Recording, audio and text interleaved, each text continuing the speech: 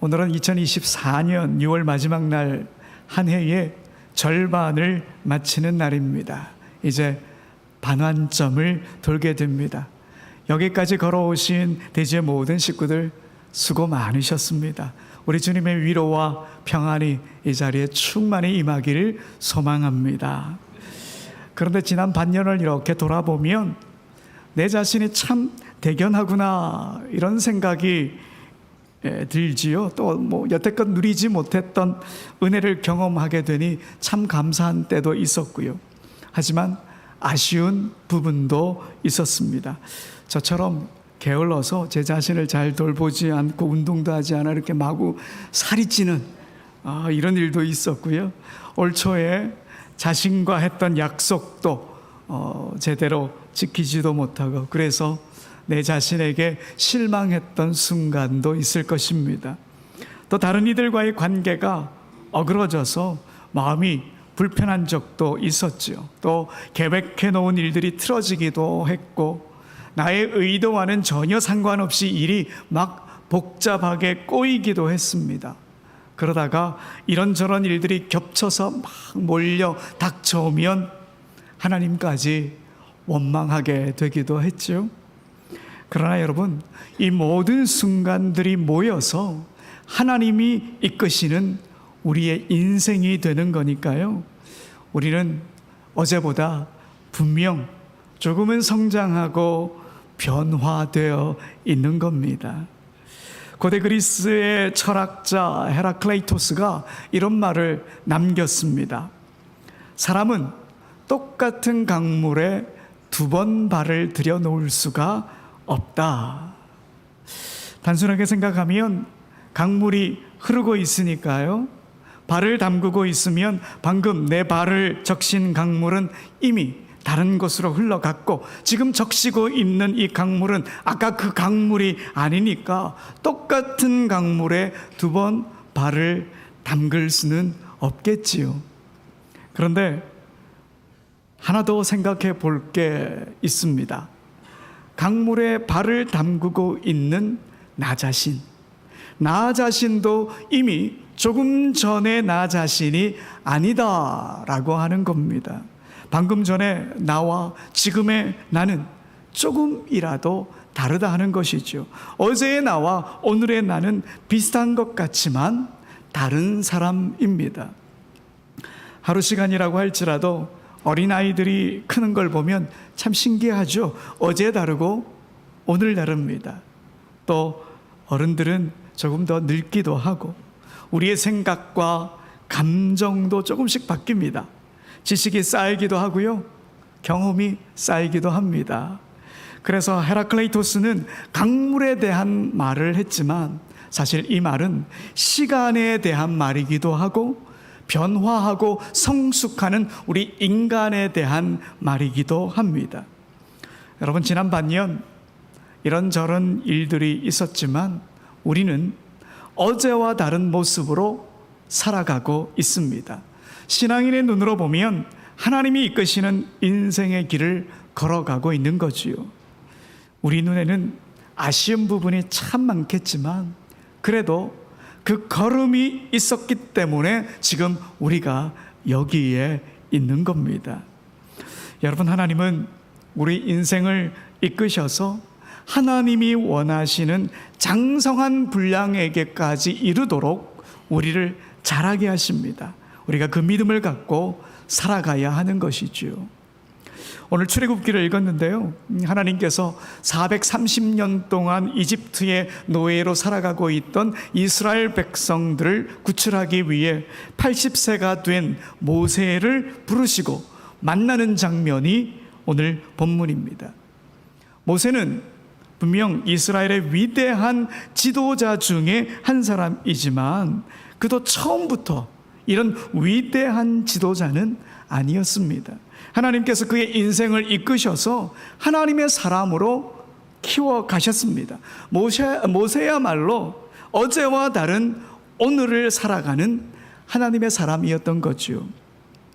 오늘 장면을 보면요, 모세가 처음부터 위대한 사람이 아니었구나 하는 걸 우리가 잘 알 수 있게 됩니다. 하나님께서 모세에게 이스라엘 민족을 이집트에서 이끌어내라 명령하셨지만 그는 단번에 할 수 없습니다, 하나님, 이렇게 말했으니까요. 여러분, 오늘 보면 11절의 말씀인데요, 함께 읽어봅시다.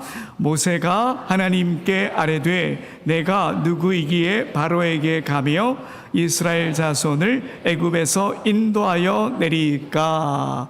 여러분, 이 말은 하나님, 나는 자신 없습니다. 나는 할 수 없습니다. 내가 어떻게 이스라엘 백성들을 이집트에서 인도내낼 수 있겠습니까? 저는 자격도 없습니다. 이런 말입니다.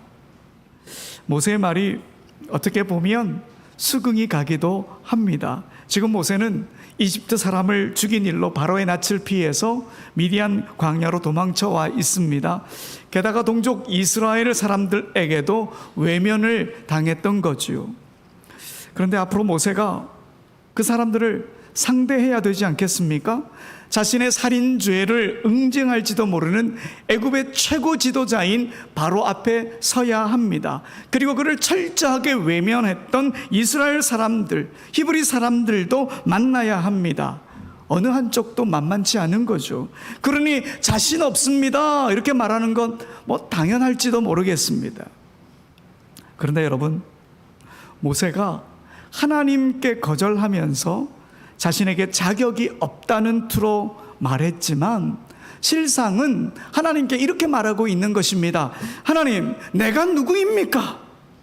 이렇게 묻고 있는 게 사실입니다. 히브리 사람들에게 외면을 당했으니 히브리 사람도 아니고, 이집트에서 도망쳐 왔으니 이집트 사람도 아니고, 그렇다고 지금 미디안에서 양을 치고 있으니 미디안 사람인가? 그렇지도 않고, 그는 지금 히브리인도 아니고 이집트 사람도 아니고 미디안 사람도 아니다라고 하는 자신의 정체성의 혼란을 겪고 있습니다. 모세는 지금까지 자기가 누구인지에 대한 답을 찾으려고 애썼는지도 모르겠습니다. 그의 이런 마음은 그의 아들의 이름에 잘 드러납니다. 그가 미디안 광야로 도망와서 결혼을 하고요, 첫째 아들을 낳았는데 그 아들의 이름을 게르솜이라고 지었습니다. 여러분, 게르솜이라고 하는 이름의 뜻은 나그네, 낯선 사람, 외국인, 이런 뜻을 갖고 있습니다. 그는 히브리 사람이었지만 이집트의 언어와 문화가 더 익숙한 사람이었습니다. 하지만 도망을 쳐와서 광야로 들어와 유목민인 베두인의 말을 배우고 생활을 익혀야만 했습니다. 그러니 자신의 상황이 답답한 거지요. 아들의 이름을 지으면서 게르솜, 낯선 사람, 이렇게 자신을 투영해서 이름을 지은 겁니다. 이도 저도 아닌 사람, 어디에서도 환영받지 못하는 사람, 나그네처럼 살아가고 있는 사람, 자신의 신세를 한탄하며 아들의 이름을 지었던 거지요. 자카르타에서 사역할 때 누군가 제 아들에 대한 이야기를 저에게 전해줬는데요, 제 아들이 청소년 수련회를 갔는데 그때 이런 말을 했다고 하더군요. 자기는 태어나 보니 목사 아들이었고, 자기는 자카르타에 살고 싶다고 하지 않았는데 자카르타에 와서 살고 있고, 학교도 부모님이 가라고 한 현지 학교를 다니고 있고, 자기의 의사와는 상관없이 자신이 선택하지 않은 일들로 힘들다. 인도네시아에 사는데 인도네시아 사람은 아니고, 한국에 가면 한국 사람이지만 낯설고, 이도 저도 아닌 사람, 참 애매한 사람이다, 이렇게 말했다는 거예요. 그 말을 듣고 제가 어떻게 했을까요? 하나님께 기도했습니다. 하나님, 이 순간이 아들에게는 힘들고 애매하고 답답한 시간이겠지만 이 시간도 하나님이 이끄시는 시간이니 나중에는 이 시간을 떠올리며 하나님이 이끄셨던 은혜의 시간이었다, 이렇게 고백할 수 있도록 도와주십시오. 이런 기도가 저절로 되는 거예요. 여러분, 사실 우리도 그렇습니다. 지난 반년을 이렇게 돌아보면 무엇보다 힘들었던 순간이 언제냐? 우리의 애매한 태도 때문에 생긴 일이 가장 힘든 순간입니다. 내가 과연 성도가 맞나? 내가 과연 그리스도인이 맞나? 이런 때가 있으시지 않습니까? 교회 출석하고 예배드리고 예수님을 그리스도라고 고백하지만 내 삶을 돌아보면 그리스도인답지 못합니다. 선택의 순간에 고민하지도 않고 세상의 기준을 따라가요. 뭐가 더 경제적으로 이익을 더 남기는지 따져보고 계산해요. 효율성을 따지고 다른 사람들이 어떻게 선택하는지 그 사람들을 향해서 눈을 돌려봐요. 하나님의 나라는 내 머릿속에만 있고 우리의 손과 발은 이미 세상에 잠식되어 버려 있어요. 그러다 갑자기 아이쿠, 내가 그리스도인이 맞나? 이도 저도 아닌 자신의 모습을 보며 한숨 짓는 그런 순간이 찾아오지요. 저도 가끔 그렇습니다. 내가 목사가 맞나? 그런 순간들이 있거든요. 그러나 여러분들도 그런 순간이 분명히 있을 것입니다. 그러나 여러분, 이 모든 순간들이 모여서 하나님이 이끄시는 우리의 인생이 됩니다. 하나님은 이런 모습에도 아랑곳하지 않으시고 모세에게 명령하듯이 우리에게도 하나님의 일을 맡기신다는 거예요. 우리는 준비가 완벽하게 되어 있어야 하나님의 일을 할 수 있다 생각하지만 이도 저도 아닌 그 애매한 순간에도 하나님은 우리에게 하나님의 일을 맡기십니다. 우리는 할 수 없다고 말하고 싶을 그 순간에 하나님께서 우리에게 일을 맡기시는 거예요. 그리고요, 그 애매한 순간에 하나님께서 우리에게 약속을 해주십니다. 어떤 약속을 해주시느냐? 내가 너와 함께 하겠다, 이 약속을 해주십니다.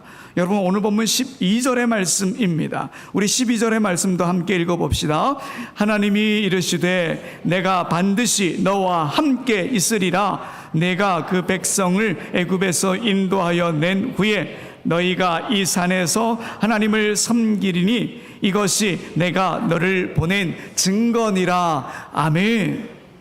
모세는 하나님께 이도저도 아닌 애매한 상황을 토로하면서 자신은 자격도 없습니다, 아무것도 할 수 없는 사람입니다, 이렇게 말했지만 하나님은 모세에게 동행의 약속을 해주신 거예요. 함께 하겠다, 이 약속을 해주신 거예요. 할 수 없다고 말하는 그 순간 하나님께서 동행의 약속을 해주신 거죠. 그러니 여러분, 하나님의 동행의 약속은 이런 것입니다. 모세야, 너는 히브리 사람도 아니고 이집트 사람도 아니고 미디안 사람도 아니야. 너는 하나님의 사람이야. 내가 너와 함께 하니까 너는 하나님의 사람이야. 이런 하나님의 마음을 모세에게 전하신 겁니다.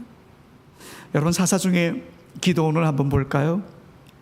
하나님께서 미디안의 손에서 이스라엘을 구원해내기 위해서 사사로 기도원을 부르셨습니다. 하지만 그도 자신이 없어요. 사실 기도원은 농부에 불과했습니다. 그것도 용기라고는 1도 찾아볼 수 없는 그런 사람이었습니다. 미디안 병사들에게 들킬까봐 밤에 몰래 포도주 틀에서 밀타작을 하던 농부였습니다. 병사도 아니었고 용맹하지도 않은 겁쟁이 농부였습니다. 하나님께서 그를 부르실 때 그는 거절하면서 이런 말을 했습니다. 하나님, 제가 어떻게 이스라엘을 구할 수 있겠습니까? 보시듯이 우리 집안 므낫세 지파 가운데 가장 약합니다. 그리고 저는 아버지 집에서 가장 어린 사람입니다. 이런 말을 하는 거예요. 할 수 없다고 말하는 거죠. 그래서 기도원에게 하나님께서 말씀하십니다. 모세와 똑같은 동행의 약속을 해주십니다. 여러분, 사사기 6장 16절의 말씀도 읽어봅시다. 여호와께서 그에게 이르시되 내가 반드시 너와 함께하리니 네가 미디안 사람 치기를 한 사람을 치듯 하리라 하시니라. 아멘. 자, 기도는 할 수 없다고 했죠. 그런데 하나님 뭐라고 말씀하십니까? 내가 반드시 너와 함께 하겠다, 이 동행의 약속을 해주셨다는 겁니다. 또 한번 볼까요? 선지자 예레미야를 한번 보십시오. 하나님께서 예레미야를 부르시자 그도 자신이 없다, 할 수 없다 말합니다. 하나님, 저는 아직 어린아이입니다. 말하는 것도 서툽니다. 어떻게 제가 하나님의 메시지를 많은 사람들에게 전할 수 있겠습니까? 저는 감당할 수 없습니다. 그렇게 말하자 하나님께서 이렇게 말씀하십니다. 예레미야 1장 8절에 보면 너는 그들 때문에 두려워하지 말라. 내가 너와 함께하여 너를 구원하리라. 나 여호와의 말이니라. 아멘. 어린 청년 예레미야에게도 하나님께서 내가 너와 함께 하겠다 동행의 약속을 해주셨습니다. 여러분, 우리에게도 하나님이 이렇게 말씀하십니다. 우리 생각엔 그리스도인도 아닌 것 같은 애매한 우리에게 하나님의 일을 맡기시면서 내가 너와 함께 하겠다 동행의 약속을 해주시는 거예요. 너는 하나님의 사람이야. 너는 그리스도인이야. 너는 성도야. 네가 애매하게 보인다고 해서 하나님의 사람이 아닌 게 아니야. 네가 어떤 자리에 있더라도 너는 하나님의 사람이야. 내가 함께 할 거니 힘을 내라. 하나님이 오늘 우리에게 이렇게 말씀해 주시는 겁니다. 여러분, 하나님께서요 모세를 부르실 때에 하나님의 함께 하심이 어떤 것인지 여러 장면으로 먼저 보여주셨습니다. 먼저 그를 부르신 장소를 한번 볼까요? 어디서 하나님이 부르셨느냐? 호렙산에서 부르셨습니다. 여러분, 호렙이라고 하는 말은 황량한 곳, 불모지, 내버려진 땅, 이런 의미를 갖고 있습니다. 오래전에 제가 호렙산을 다녀왔는데요, 정말 황량하더군요. 낮은 지대에는 풀이 조금씩 자라고 있었지만 고지대에 올라가면 풀 한 폭이 나지 않습니다. 돌과 바위밖에 볼 수 없습니다. 적막함이 막 흐르고 있습니다. 여러분, 모세의 마음이 호렙 그 자체가 아니었을까요? 히브리 사람도 아니고 이집트 사람도 아니고 미디안 사람도 아니라고 생각했으니 그의 마음 황량할 수밖에요. 근데 여러분, 성경은 그 호렙산을 뭐라고 부르지 아십니까? 출애굽기 3장 1절 우리 함께 읽어봅시다. 시작. 모세가 그의 장인 미디안 제사장 이드로의 양떼를 치더니 그 떼를 광야 서쪽으로 인도하여 하나님의 산 호렙에 이르매. 아멘. 자, 이 황량한 호렙산을 성경은 뭐라고 이야기하고 있습니까? 하나님의 산이라고 말하고 있어요. 하나님의 산. 아무것도 나지 않고 황량한 곳, 마음까지 황량하게 만들어버리는 그곳을 왜 하나님의 산이라고 말했을까요? 그리고 왜 그곳에서 하나님께서는 모세를 부르셨을까요? 바로 그곳에서 하나님이 계셨고 바로 그곳에서 모세가 하나님을 만났기 때문입니다. 여러분, 우리 삶의 여정 속에서 공허함과 무력감이 몰려올 때 버림받은 광야의 한복판처럼 황량하게 느껴질 때 놀랍게도 거기서 우리는 하나님을 만나고 하나님의 은혜를 경험할 수 있습니다.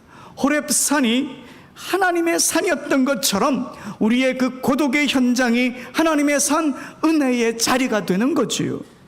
여러분, 마음이 복잡하고 허전할 때, 외로울 때 그 자리가 우리와 동행하시는 하나님을 만나는 은혜의 자리가 됩니다. 그러니 그리스도인의 정체성이 흔들려서 애매하다고 말할 수 있는 그 자리, 아무것도 할 수 없다고 말하고 싶은 그 자리, 그 자리는 하나님을 만나는 자리고, 그 자리는 하나님께서 맡기신 일을 내가 더 잘 감당하도록 하나님께서 은총을 베푸시는 바로 그 자리가 되는 거예요. 하나님의 능력을 경험하는 그 자리가 되는 거예요.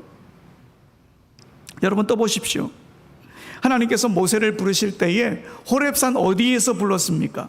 불타는 떨기나무에서 부르셨습니다.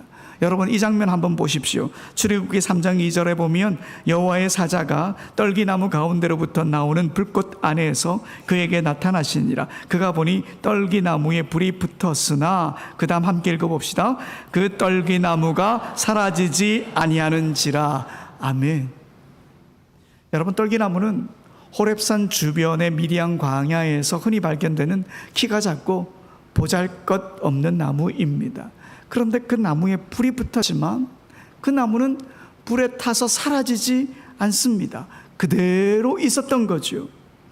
여러분, 이 장면은 우리 하나님이 어떤 분이신가를 잘 드러내 보여주는 그런 장면입니다.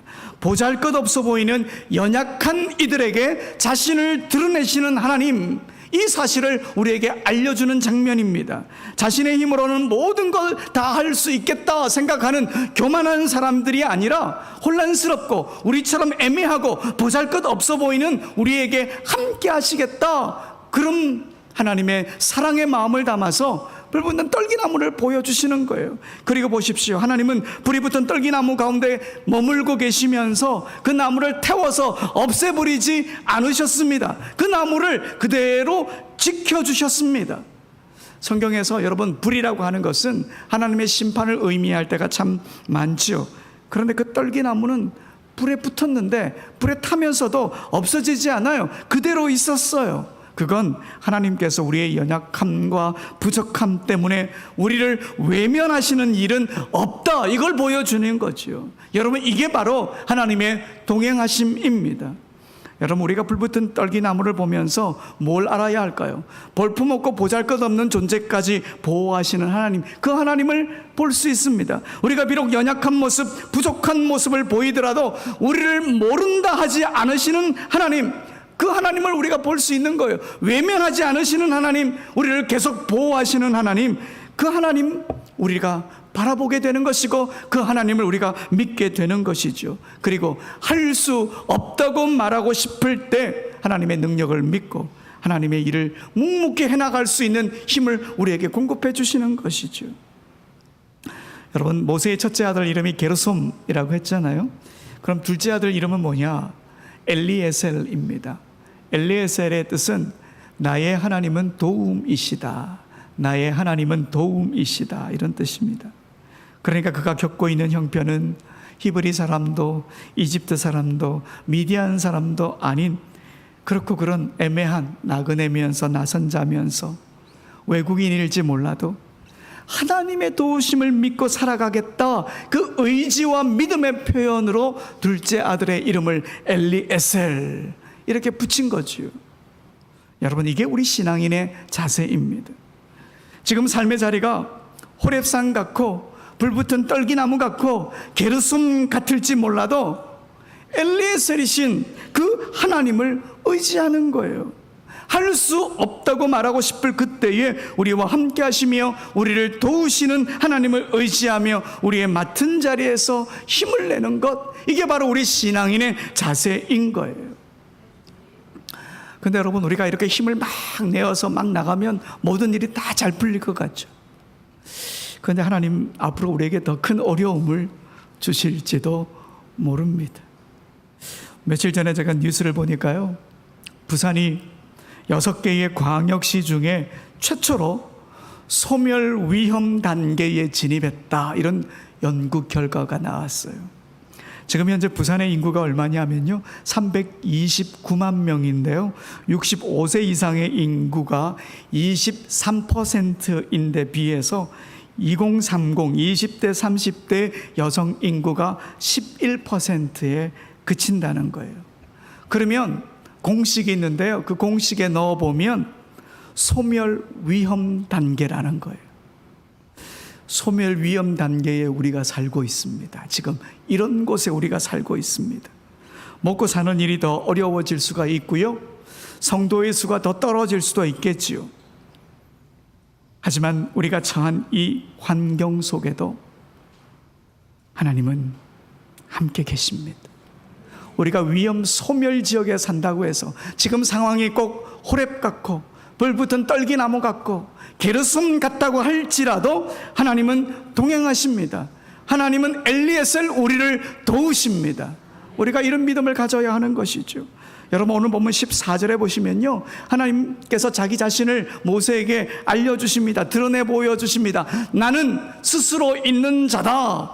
하나님께서 자신을 드러내는 거예요. 여러분, 이건 하나님께서 자신을 드러내신다고 하시는 것은 하나님의 자신감입니다.